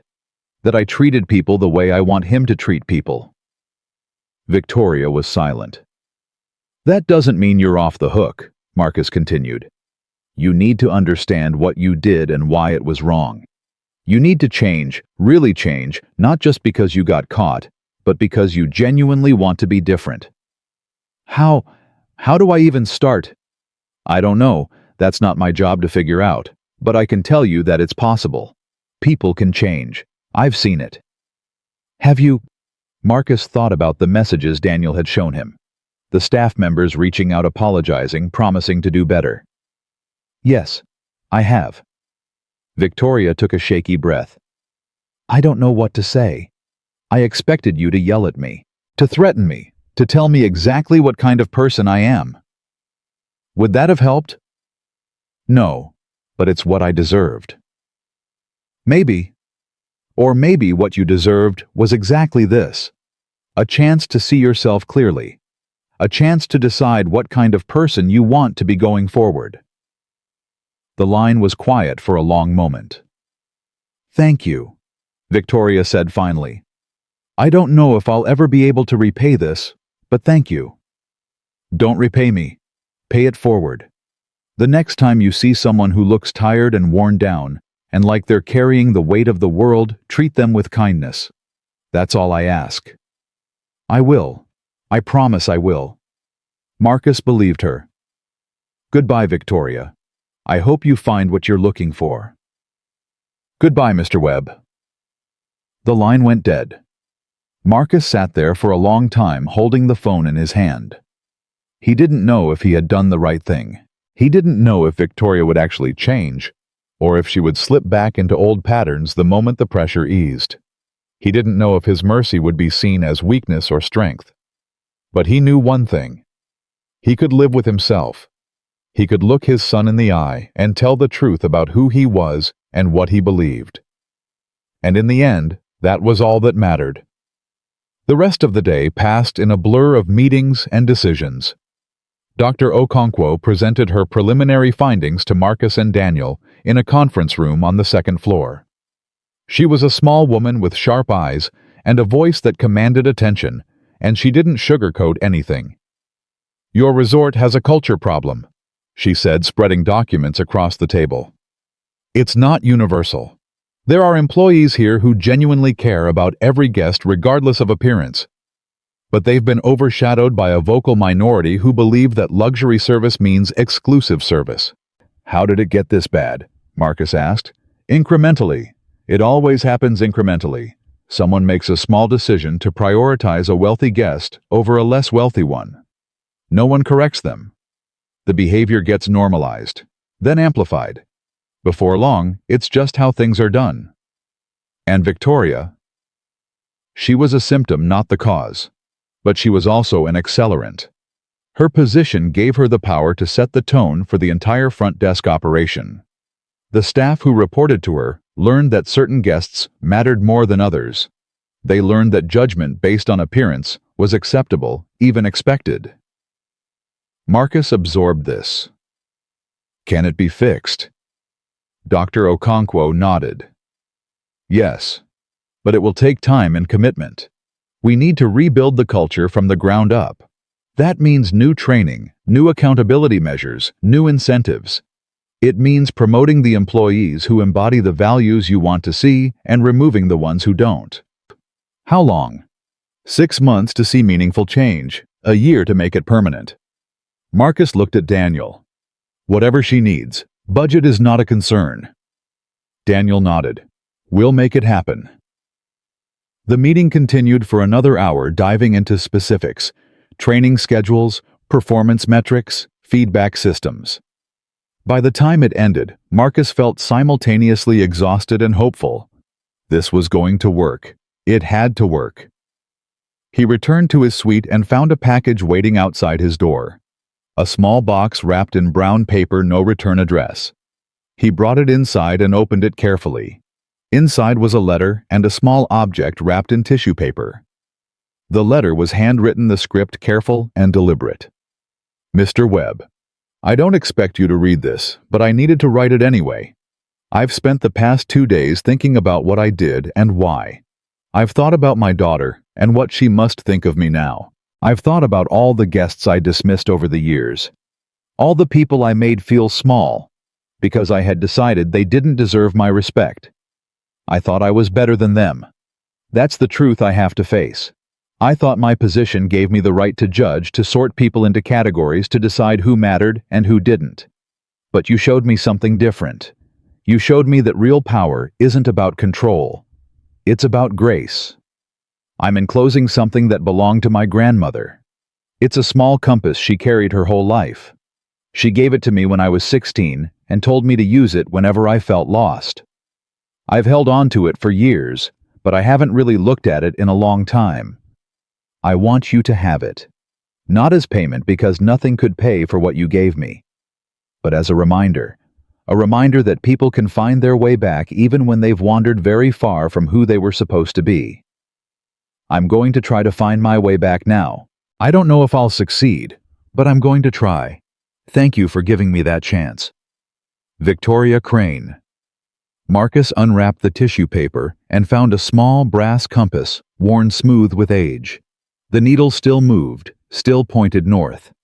He held it in his palm for a long moment, feeling the weight of it. Then he set it on the nightstand and looked out the window. The rain had stopped. The clouds were breaking apart, revealing patches of blue sky. Tomorrow Danny would be here. Tomorrow everything would be different. He picked up his phone and sent his son one last message before bed. "Can't wait to see you, buddy. Get some sleep. We have a big day ahead." The response came immediately. "I'm too excited to sleep, but I'll try. Love you, Dad." Marcus smiled. "Love you too, more than you know." He set the phone down and looked at the compass again. Finding your way back. That was what this had all been about, really. Not just for Victoria, for everyone. For the staff who had lost sight of what mattered. For the guests who had been made to feel invisible. For Marcus himself, who had built something beautiful and watched it drift away from his vision. Finding your way back to who you were supposed to be. He picked up the compass and held it in his hand. The needle pointed north. Steady. Certain. He would keep it, not as a trophy, but as a reminder that people could change, that grace was always possible, that no one was ever too lost to find their way home. He set the compass on the nightstand next to his son's drawing and climbed into bed. Tomorrow, Danny would be here. Tomorrow, the real healing would begin. Saturday morning broke clear and bright, the storm from the day before, nothing but a memory. Marcus was awake before dawn, sitting by the window with a cup of coffee that had gone cold in his hands. He hadn't slept much. Every time he closed his eyes, he saw his son's face, heard his excited voice, felt the anticipation building in his chest, like something alive. By 7 o'clock, he had showered, dressed, and packed a small bag with sunscreen towels and the bucket and shovel he had bought from the resort gift shop the day before. By 8, he had eaten breakfast and checked his phone approximately 47 times. By 9, he was standing in the lobby, unable to sit still. The staff watched him with curious eyes.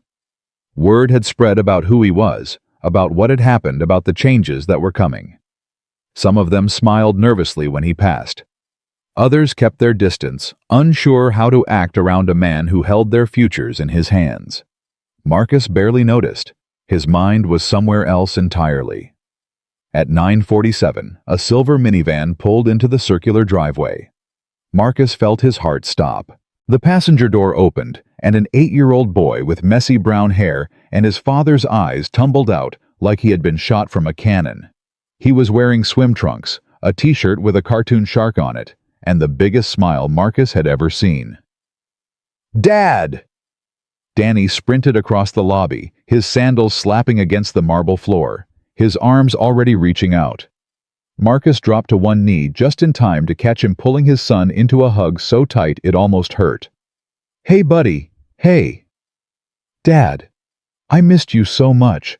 The drive was so long, and Mom kept playing her boring music, and I tried to sleep but I couldn't because I was too excited and—" "Breathe, Danny, breathe." Danny pulled back, his face flushed with excitement. "Can we go to the beach now? Can we build the castle? I brought my special shovel, the blue one, the one that doesn't break, and I practiced making towers and—" Marcus laughed. A real laugh, deep and genuine, the first one in days. "We can do whatever you want. But first, let's go say hi to your mom." Danny grabbed his hand and pulled him toward the door. Sarah was standing by the minivan, arms crossed, watching the reunion, with an expression that was hard to read. She looked tired, which was nothing new. She had always looked tired, even before the divorce.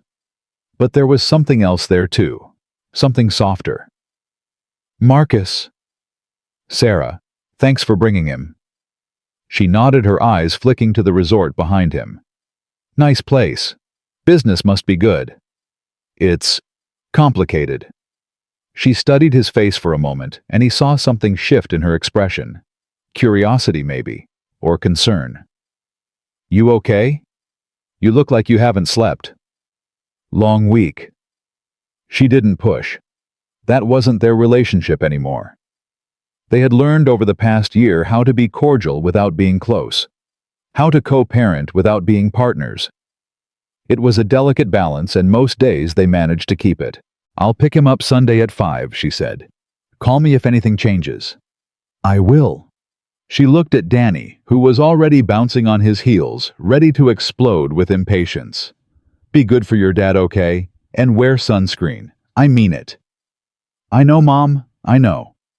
She kissed his forehead, gave Marcus one last unreadable look, and got back in the minivan. They watched her drive away, and then Danny turned to his father with shining eyes. "Beach time." Marcus smiled. "Beach time." They walked through the lobby hand in hand, and Marcus noticed something different. The staff wasn't just watching anymore. They were smiling. Real smiles, warm and genuine. Emily, the young server from yesterday, caught his eye and gave a small wave. Marcus nodded back. Danny noticed the exchange. "Do you know her, Dad?" "I'm getting to know everyone here, buddy." "Is that because you own the hotel?" Marcus looked down at his son, surprised. "Who told you that?" "Mom. She said you own this whole place. Is that true?" Marcus considered how to answer. "It's true. But that's not the important part." "What's the important part?" They stepped out onto the patio, the ocean spreading out before them like a promise. "The important part is how we treat people. Whether we own a hotel or work at one or just visit for a day. How we treat people is what matters." Danny thought about this for a moment. Like being nice. Like being nice. And respectful. And remembering that everyone you meet is a real person with their own life and their own feelings. Even grumpy people. Marcus laughed. Especially grumpy people. Sometimes they need kindness the most. They made their way down to the beach where the sand was warm and the waves were gentle. Marcus spread out the towels and helped Danny set up his bucket and shovel. For the next 3 hours they built. It wasn't a castle really. It was more of a fortress with walls and towers and a moat that kept filling with water no matter how fast they dug. Danny directed the construction with the seriousness of a general commanding troops, and Marcus followed his orders without complaint. "Dad, we need more wet sand for this part." "On it." "No, not that wet. Wetter." "How much wetter?" "Like super wet. Ocean wet." Marcus made 3 trips to the water's edge, bringing back bucket after bucket of the perfectly saturated sand his son required. By the time they finished, both of them were covered in grit, their skin sticky with salt and sunscreen. But the fortress stood. Crooked and imperfect and absolutely magnificent.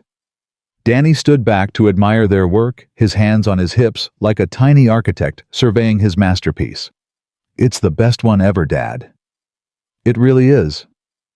"Can we take a picture? I want to show Mom." Marcus pulled out his phone and snapped a dozen photos, while Danny posed in increasingly ridiculous positions.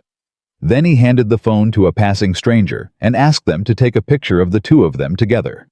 They stood behind their creation, arms around each other, grinning like fools. "This is going on the fridge," Danny declared. "Both fridges," Marcus agreed. They spent the rest of the afternoon in the water, letting the waves knock them down and laughing as they struggled back to their feet. Danny was fearless, charging into the surf like he was invincible, and Marcus stayed close, ready to catch him if he fell. By 4 o'clock, they were exhausted and starving. They walked back to the resort, sandy and sun-drunk, and collapsed into chairs at the outdoor restaurant. A server appeared almost immediately, a young man Marcus didn't recognize. "Good afternoon, sir. What can I get for you?" Marcus looked at Danny. "What do you want, buddy?" "Chicken fingers, and fries, and a chocolate milkshake." The server smiled. "Coming right up. And for you, sir?" "Just a burger, and whatever IPA you have on draft."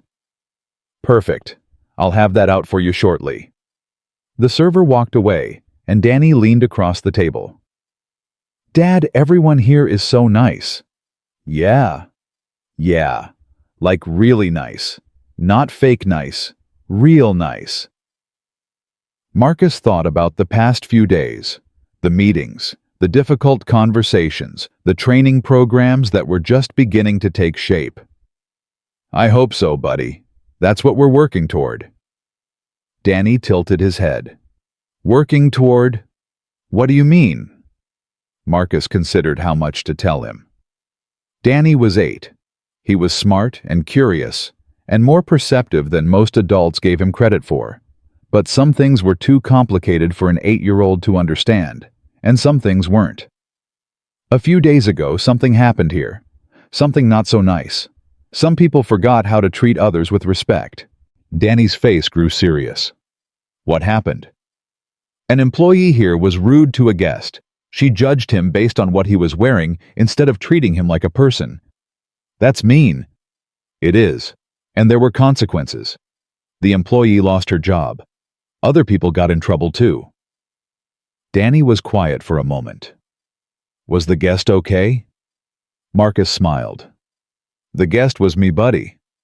Danny's eyes went wide. Someone was mean to you here at your hotel. They didn't know I owned the place. I was just wearing regular clothes, a t-shirt and jeans, and they decided that meant I didn't deserve respect. Danny's face flushed with indignation. That's so unfair. You're the nicest person ever. Marcus reached across the table and ruffled his son's hair. I appreciate that. But here's the thing, Danny.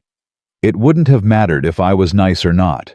It wouldn't have mattered if I owned the hotel or was just a regular guest. Everyone deserves to be treated with respect. Everyone. Danny nodded, slowly processing this. So what did you do? I made some changes. New rules, new training. We're trying to make sure it never happens again. Did you yell at the mean lady? Marcus shook his head. No, I didn't yell. I was upset, but yelling wouldn't have fixed anything. Instead, I tried to help her understand why what she did was wrong. And did she understand? Marcus thought about the phone call with Victoria, the letter, the compass sitting on his nightstand. I think she's starting to. People can change, Danny. It takes time and it takes effort, but people can change if they really want to. Danny considered this. Even really mean people. Sometimes the meanest people are just the ones who are hurting the most inside. They take their pain out on others because they don't know how to deal with it themselves. That's sad. It is, but it's also an opportunity. If we can show them kindness, even when they don't deserve it, sometimes, that's what helps them change. The food arrived, and Danny attacked his chicken fingers with enthusiasm. Marcus watched him eat, feeling a warmth spread through his chest that had nothing to do with the afternoon sun. This was what mattered. Not the business, not the money, not the reputation. This. Right here. A boy and his father sharing a meal, talking about the things that mattered. After dinner, they went back to the room and took turns showering off the sand and salt. Danny changed into his pajamas and curled up on the couch with a movie, while Marcus sat nearby, half watching, half lost in thought.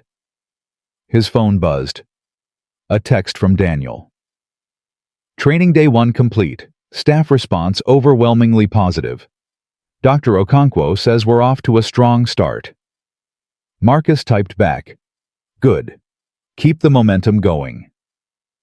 Another buzz. This time from an unknown number. Mr. Webb.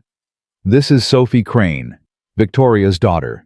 I just wanted to thank you for talking to my mom. She's different now. Something changed in her after your call. She's been crying a lot, but not sad crying. More like relief crying. I don't know how to explain it. But I wanted you to know that whatever you said to her mattered. Thank you. Marcus stared at the message for a long moment. Then he typed, Your mom is lucky to have you. Take care of each other. He put the phone down and looked at Danny, who had fallen asleep on the couch, the movie still playing on the screen. Marcus walked over and gently lifted his son, carrying him to the bed. Danny stirred but didn't wake, just mumbled something incomprehensible and snuggled deeper into the pillow. Marcus pulled the blanket over him and stood there for a moment, watching his son sleep. 8 years old. In 10 years, Danny would be 18. An adult, technically. Ready to go out into the world and make his own choices, face his own challenges, become his own person. What would he remember from these years? What lessons would stick with him? Marcus hoped he would remember this weekend. The sandcastle, the waves, the conversations about kindness and respect. He hoped Danny would remember that his father had tried to do the right thing even when it was hard. Even when it would have been easier to look away. He walked to the window and looked out at the ocean. The moon was rising over the water, casting a silver path across the waves. The beach was empty now, but tomorrow it would be full of people again. Families on vacation, couples on honeymoons, business travelers stealing a few hours of peace. All of them deserving of respect. All of them deserving of kindness. Marcus picked up the compass from the nightstand and held it in his palm. The needle pointed north, steady, certain. He thought about his mother working 2 jobs just to keep the lights on. He thought about the security guard following them through the department store, watching them like criminals. He thought about the store manager who told him that some people were just meant to be in certain positions. He thought about Victoria kneeling on the marble floor, her world collapsing around her. He thought about the letter she had written, the compass she had sent, the promise she had made. He thought about Margaret Chen, the retired teacher who had felt invisible. He thought about the call Daniel had made, the tears she had shed, the invitation that still stood whenever she was ready. He thought about all the people who had walked through the doors of Golden Shores over the past 2 years. The ones who had been welcomed. The ones who had been dismissed. The ones who had left feeling like they mattered, and the ones who had left feeling like they didn't. He couldn't change the past. He couldn't undo the harm that had been done. But he could change the future, one decision at a time, one person at a time, one moment of grace at a time. That was how you built something worth being proud of. That was how you became someone worth being. He set the compass down and climbed into bed beside his son. Danny shifted in his sleep, reaching out instinctively for his father's warmth. Marcus wrapped an arm around him and closed his eyes. Tomorrow they would build another sandcastle. They would swim in the ocean and eat too much ice cream and laugh at nothing and everything. And on Sunday, Danny would go back to his mother's house and Marcus would go back to the work of rebuilding what had been broken. But right now in this moment, there was nothing else. Just a father and his son together. Just love, simple and profound. Just peace. The morning sun woke them both at the same time. Danny stretched and yawned, then immediately bounced up with renewed energy. Dad, can we go back to the beach? I want to see if our castle is still there." Marcus laughed. "It might have washed away overnight, buddy." "I know, but I want to see—" They dressed quickly and made their way down to the beach. The tide had come in during the night, and sure enough, the fortress they had spent hours building was gone. Nothing remained but a faint outline in the sand, already being smoothed away by the waves. Danny stood at the edge of the water, looking at where their creation had been. "It's gone," he said quietly. Marcus knelt beside him. "Yeah, it is. That makes me a little sad." "Me too. But you know what?" Danny looked at him. "We can build another one, an even better one. And when that one washes away, we can build another. That's the thing about sandcastles, buddy. They're not meant to last forever. They're meant to be built and enjoyed and remembered." Danny thought about this. So it's okay that it's gone. It's okay, because we still have the memory of building it together. We still have the pictures. We still have the fun we had. Those things don't wash away. Danny nodded slowly. "Can we build another one now?" Marcus smiled. "Absolutely." They spent the morning on the beach building a new castle that was somehow even more elaborate than the first. Danny had learned from his mistakes, adjusting his techniques, experimenting with different sand consistencies. By lunchtime, they had created something magnificent. And this time, Danny took a video of himself explaining every feature, narrating like a tour guide, showing off a grand palace. "This is the main tower where the king lives, and this is the princess tower, which is actually taller because princesses deserve the best view. And this is the moat, which has sharks in it to keep out the bad guys. And this?" Marcus watched him with a full heart. This was the gift. Not the resort, not the money, not the power. This, a boy discovering the joy of creation. A father watching his son become who he was meant to be. This was everything. At 2 o'clock, they returned to the room to pack. Sarah would be arriving in 3 hours, and Danny needed to gather his things. "I don't want to go," Danny said, stuffing his dirty clothes into his backpack. "I know, buddy. I don't want you to go either." "Can't I stay longer?" "Just one more night." Marcus sat down on the bed and pulled Danny onto his lap. "Your mom is expecting you, and you have school tomorrow, but I promise we'll do this again soon." "How soon?" "As soon as possible. Maybe we can come back during your spring break. Build the biggest castle anyone has ever seen." Danny's face lit up. "Really? You promise?" "I promise." They finished packing and went downstairs to the lobby to wait. The staff greeted them warmly as they passed. Emily stopped to say hello and tell Danny how much she liked his shark t-shirt. The doorman asked about their sandcastle and seemed genuinely interested in Danny's detailed description. Danny looked up at his father. "Everyone really is nice here, Dad." "They're learning to be. Because of what you taught them." Marcus thought about that. "I don't know if I taught them anything. I think I just reminded them of something they already knew." "What's that?" "That kindness matters, that everyone deserves respect, that the way we treat people says more about us than anything else." Danny nodded seriously. "I'm going to remember that."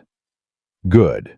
Because someday you're going to be in a position to treat people well or treat them badly. And when that day comes, I want you to remember how it feels to be treated badly. And I want you to choose differently."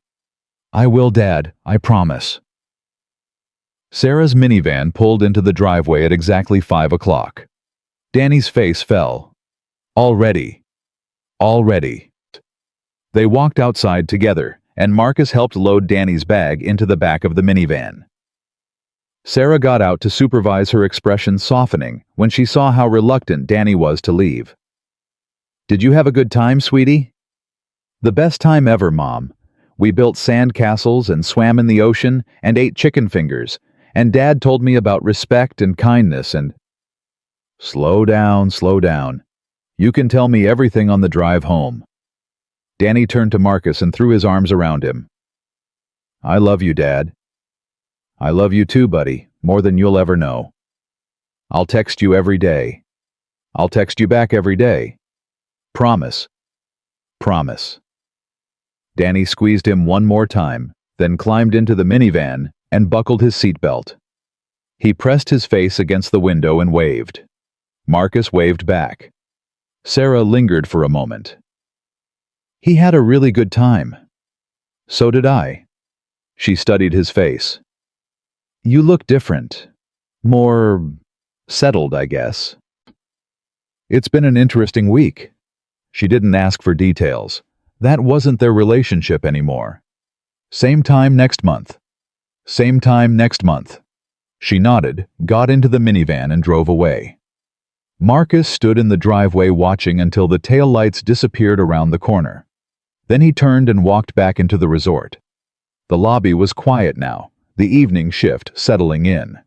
A few guests milled about checking in, heading to dinner, enjoying the end of another day in paradise. Marcus walked to the elevator and pressed the button for his floor. The doors opened, and he found Daniel standing inside holding a tablet and looking like he had been searching for Marcus all day. "Mr. Webb, I was hoping to catch you." "What is it?" Daniel stepped out of the elevator and fell into step beside him. "I just received the final training report from Dr. Okonkwo. She's completed her initial assessment and has a comprehensive plan ready for your review. Summary: the culture is salvageable. Most of the staff genuinely want to do better. She's identified a core group of employees who embody the values you're looking for. She wants to use them as mentors for the rest of the team." Marcus nodded. "And the ones who don't want to change. 3 employees have been identified as resistant. She recommends termination." "Do it." "Yes, sir." They reached Marcus's door, and he paused with his hand on the keycard. "Daniel." "Yes." "You've done good work this week. I know it hasn't been easy." Daniel's expression softened. "Thank you, sir. That means a lot. I want you to know that I see it. The late nights, the difficult conversations, the effort you've put in. It matters. I just want to make this place what it was always supposed to be. Marcus looked at him. So do I. He swiped his card and opened the door. Get some rest, Daniel. Tomorrow's a new week. Yes, sir. Good night.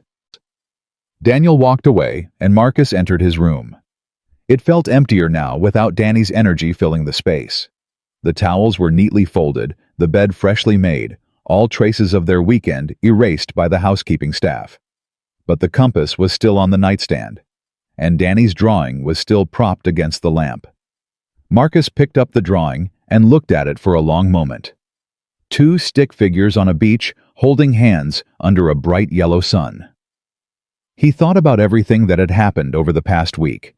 The slap, the firing, the difficult conversations, the training programs, the policy changes, the culture shift that was just beginning. He thought about Victoria, somewhere out there, trying to find her way back to who she was supposed to be. He thought about Margaret Chen, considering whether to give Golden Shores another chance. He thought about all the guests who would walk through those doors in the weeks and months and years to come. All the people who would be greeted with smiles and warmth and genuine respect. That was the legacy he wanted to build. Not a hotel empire, not a business success story.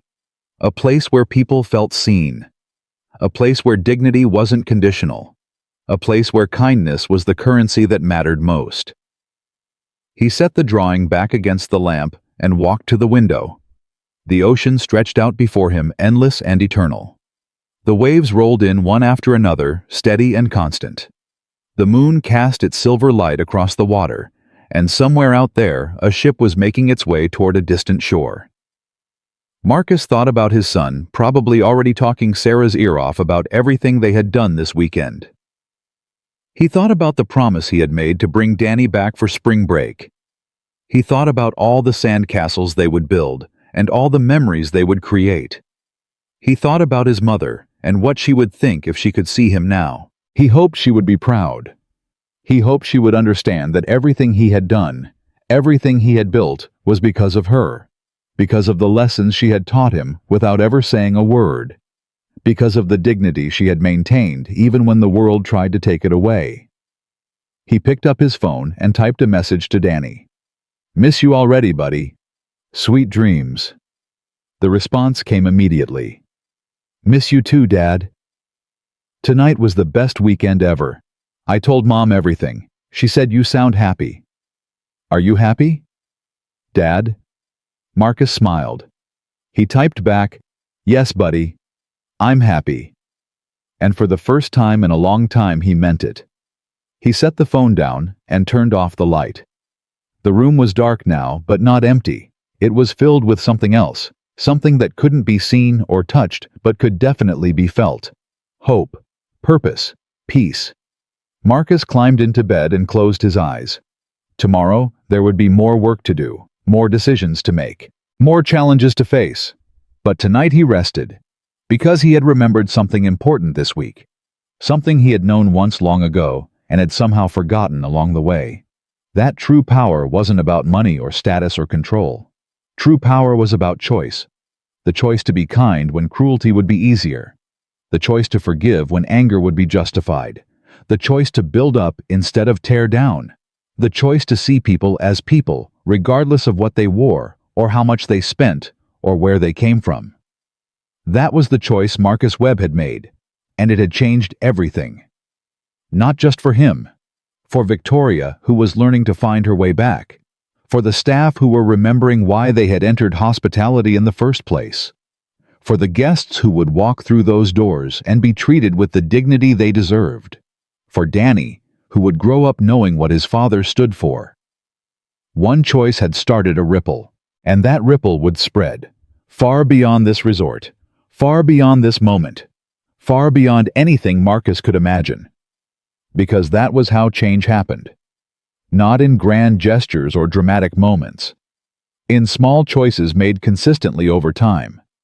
In the decision to treat every person with respect. In the commitment to do better even when no one was watching. in the understanding that how we treat others is the truest measure of who we are. Marcus Webb had built a resort. But more importantly, he had built something else. A legacy of kindness. A culture of dignity. A reminder that in a world that often forgot one person could make a difference. One choice could change everything. And that choice once made could never be washed away. Not by time, not by circumstance, not by anything. Because kindness, unlike sandcastles, was built to last forever.